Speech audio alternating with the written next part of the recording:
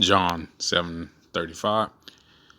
Then said the Jews among themselves, whither will he go, that we shall not find him?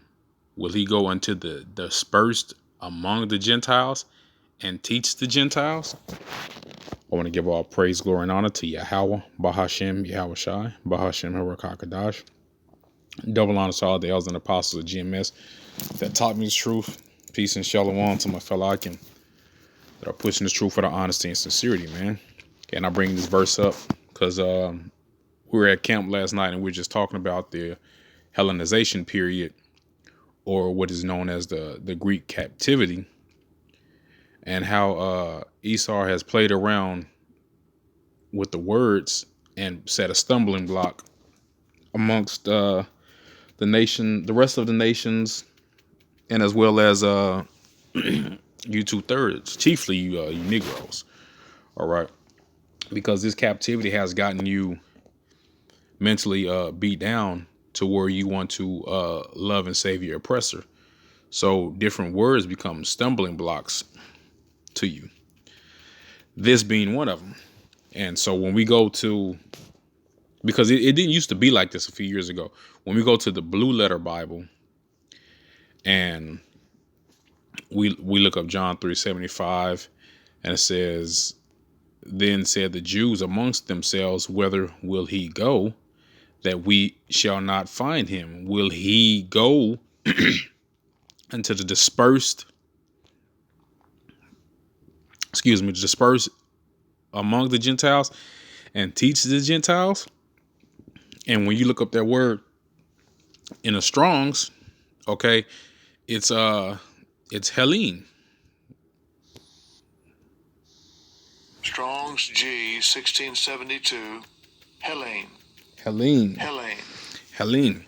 All right. And let's look up that word diaspora. Let's look that up. Actually, Salakia.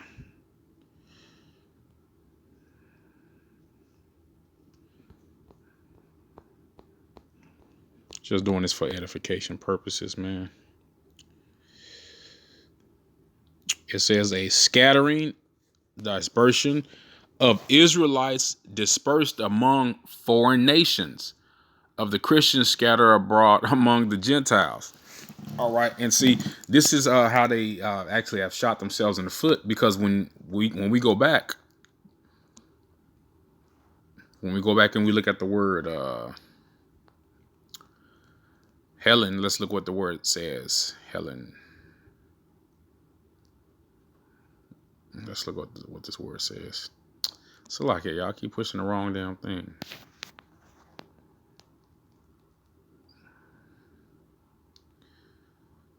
It says a Greek, either by nationality, whether a native of the mainland or of the Greek islands or colonies. In a wider sense, the name embraces all nations, not Jews that made the language, customs, and learning of the Greeks their own. Their primary reference is difference to religion and worship. So this second version was not here. It used to say, in the wider sense, Jews that made their language Greek, and that's what it said. But they wouldn't. They came back because they were getting slammed through the scriptures, and they changed it, man. Okay, and where they shot themselves in the foot is, all right, with the word diaspora or diaspora. Let me see. Diaspora. All right, because it tells you a scattering, a dispersion of Israelites dispersed among foreign nations. That's what it is. That's what Helene means. Okay, that's why they're called strangers. Okay, matter of fact, let's get this out of Tobit, because Tobit is in the Apocrypha, and we're going to get into the Apocrypha real quick, or shortly, Lord willing. This is Tobit 13:3. Confess him, confess him before the Gentiles, ye children of Israel, for he hath scattered us among them. And what did it say? A scattering, dispersion of Israelites dispersed among foreign nations. All right, that's clear. So right here is where they shot themselves in the foot, because they tried to change it, but they didn't go back and they didn't change the word diaspora, which the elders and apostles preach all the time to study words, man, the etymology of words and the origin of words and what these words actually mean, man. All right, because English is a bastardized language, so everything is a transliteration, man.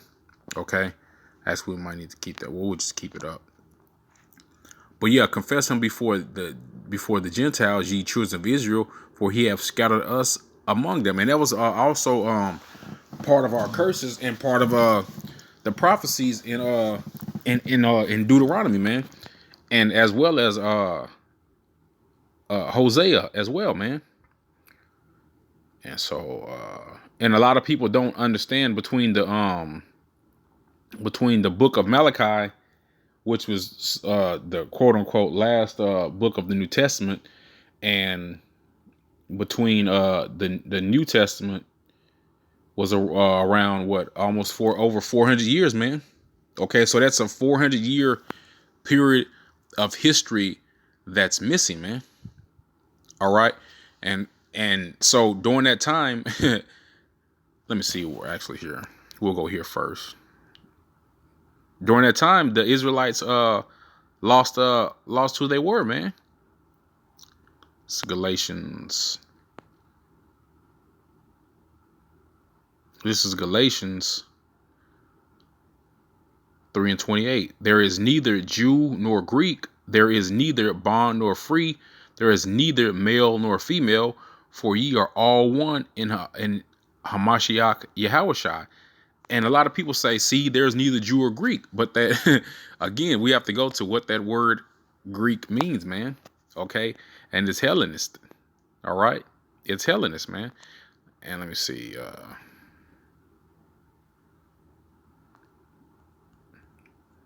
I'll have to go to my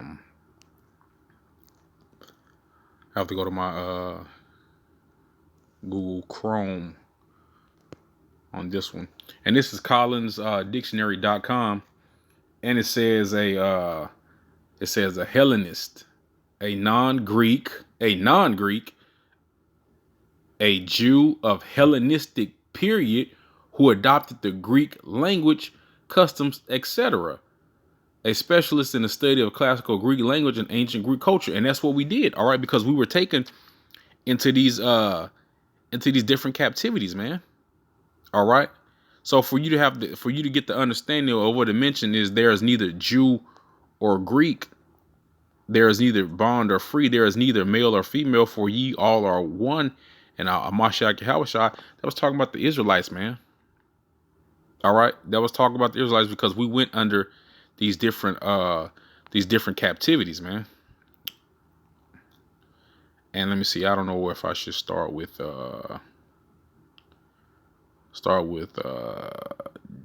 Zechariah first.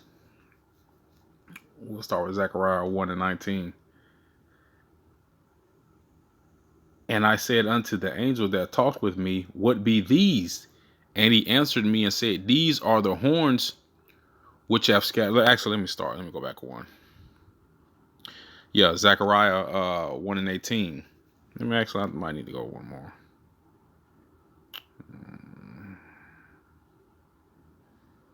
Okay, no. This is Zechariah 1:18. Then lifted I up my eyes, Salakia, and saw, and behold, 4 horns. And I said unto the angel that talked with me, what be these? And he answered me, these are the horns which have scattered Judah, Israel, and Jerusalem. Okay, and we know those 4 horns to be going back into Daniel's. Let's just see.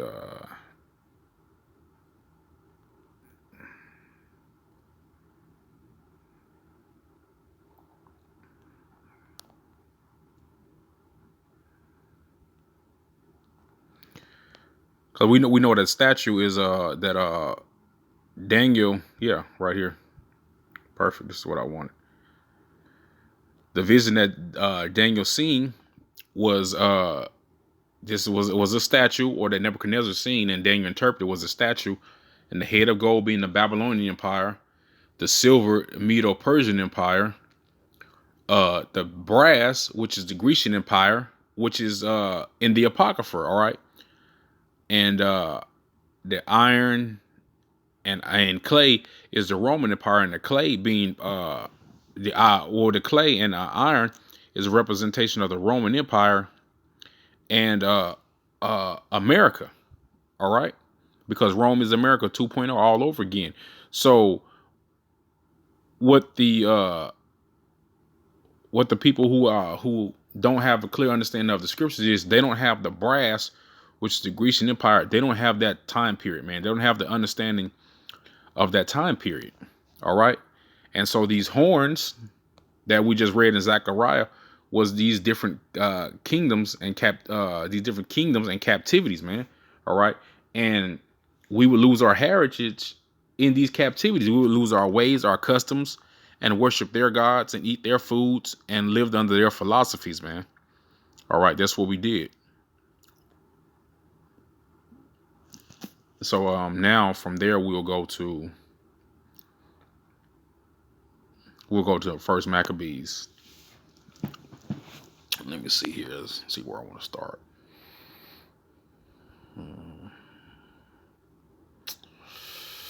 This is we'll start at 41. This is First Maccabees 40.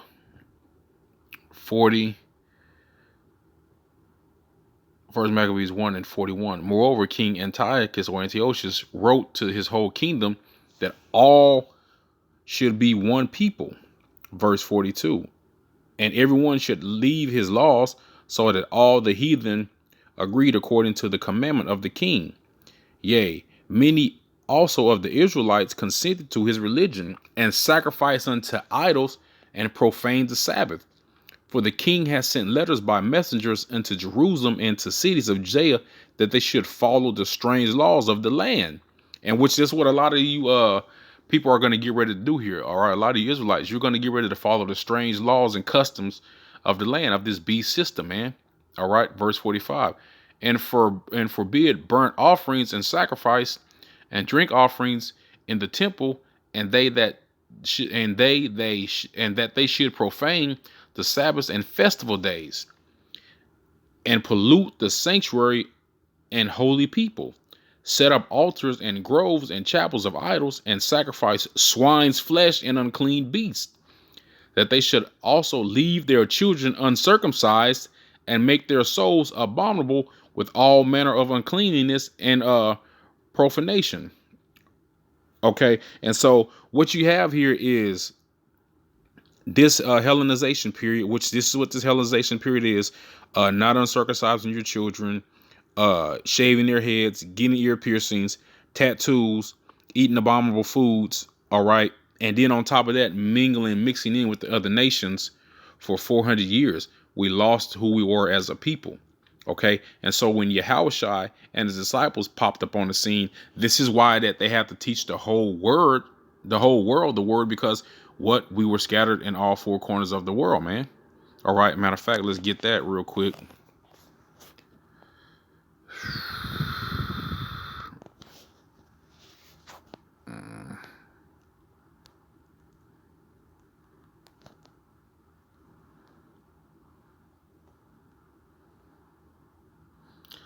This is James 1:1. James, a servant of God and of the Lord Yahushua Mashiach, to the 12 tribes which are scattered abroad, greeting. All right. So we were scattered abroad, man. We were scattered all over the places. All right. Again, going into I already erased it out as Zechariah, but it's all good. And just like Tobit says, man, confess him before the Gentiles. Confess him before the Gentiles, ye children of Israel, for he hath scattered us among them. And so that's what happened. All right. We were scattered among them and profaned the Sabbath. And this was prophecy from Daniel the prophet, man. All right. He's seen this vision. Okay. Let me see where I'll start at. I'll start at 2. And I saw in the vision, it came to pass when I saw that I was at the Shushan in the palace, which is in the province of Elam, And I saw in a vision, and I was by the river of Ulah. Then I lifted up my eyes and saw, and behold, there stood before the river a ram which had two horns. And the two horns were high, but one was higher than the other, and the higher came up last. And this is the Medo-Persian Empire, man. Okay, the Persians were a much stronger nation and army than the Medes, man. Okay, and verse 4, I saw the ram pushing westward and northward and southward, so that no beast might stand before him, neither was there any that could deliver out of his hand. But he did according to his will and became great. And that's what happened when you watch the movie 300. The Persians were conquering everything, man. They had a vast army, man. Okay, and who are the modern day Persians right now, man? The Iran. All right.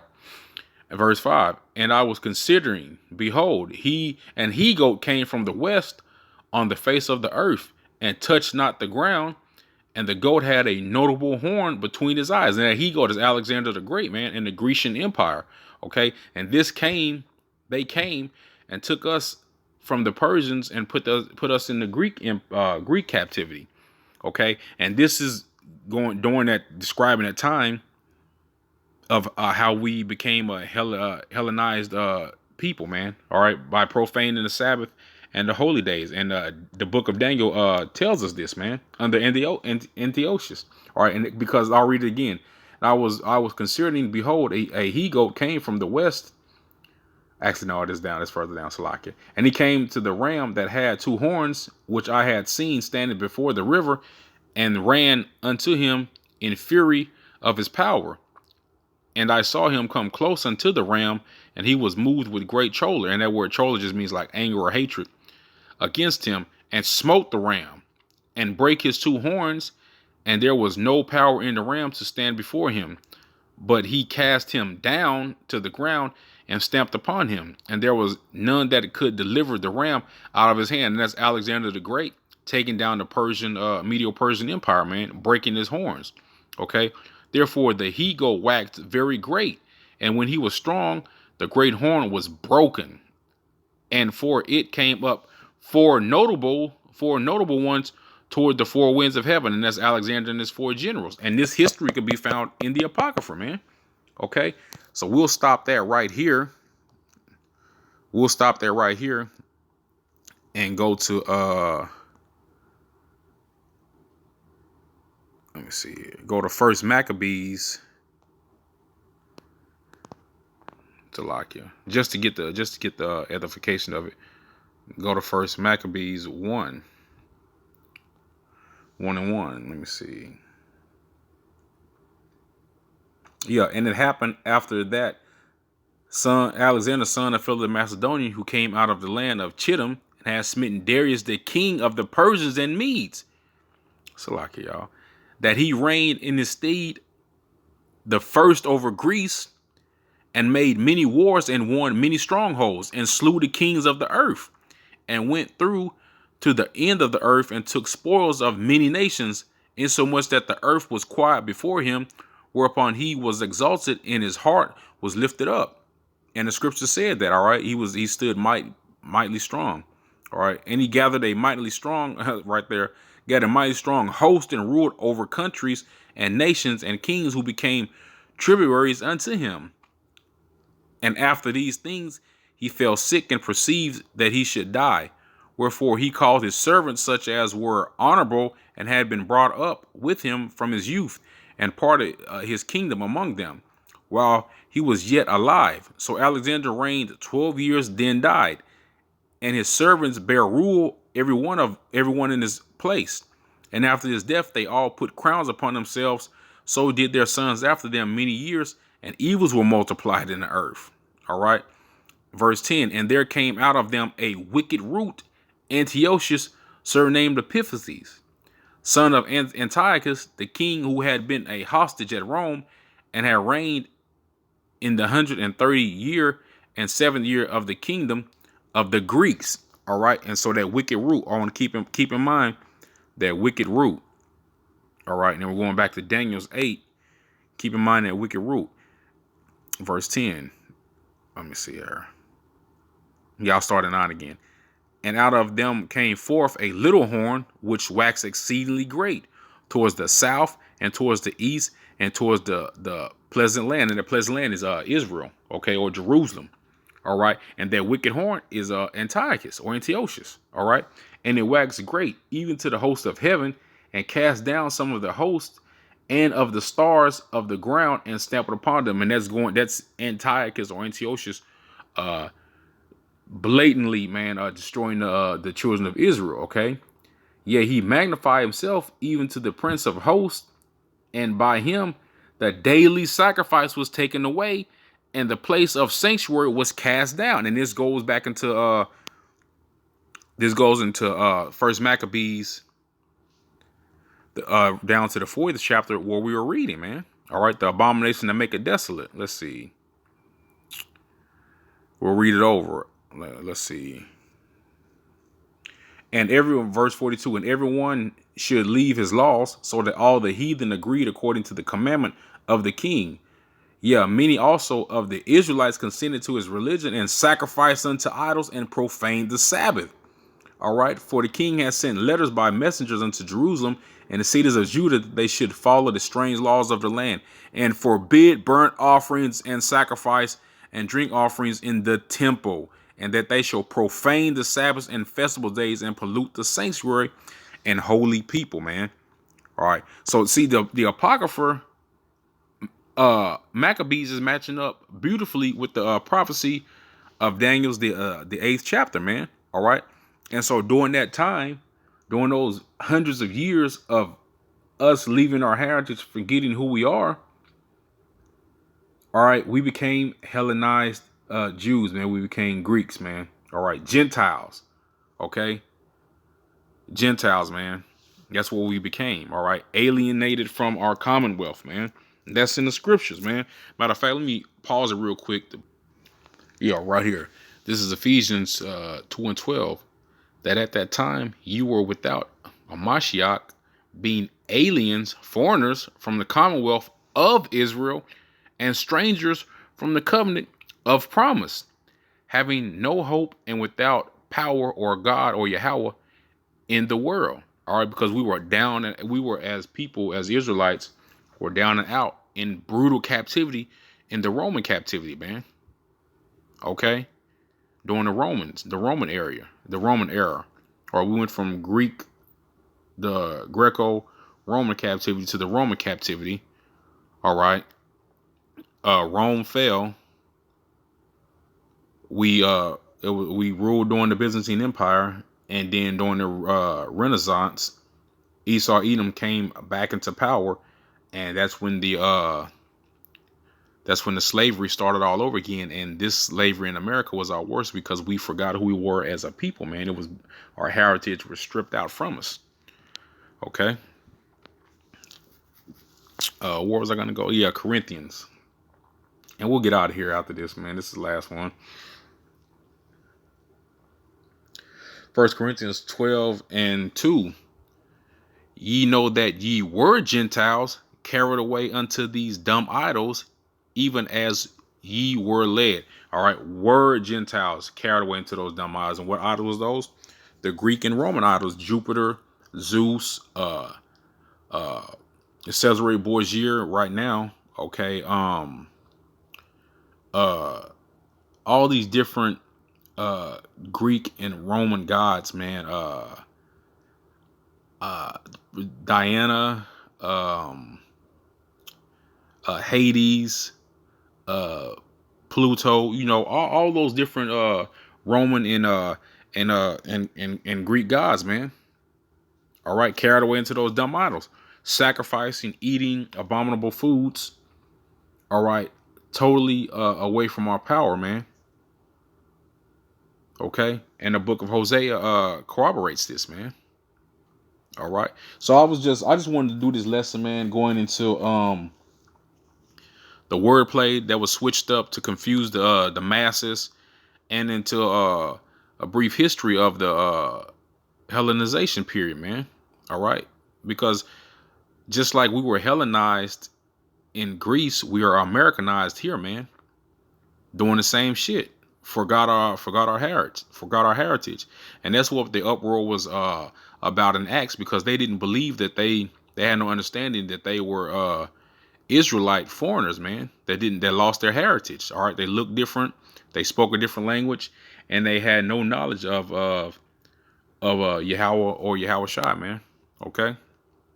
So hopefully this lesson is edifying. I want to give all praise and glory and honor to Yahweh, Bahashem, Yahweh Shai, Bahashem, and Rakakadash. Shalom.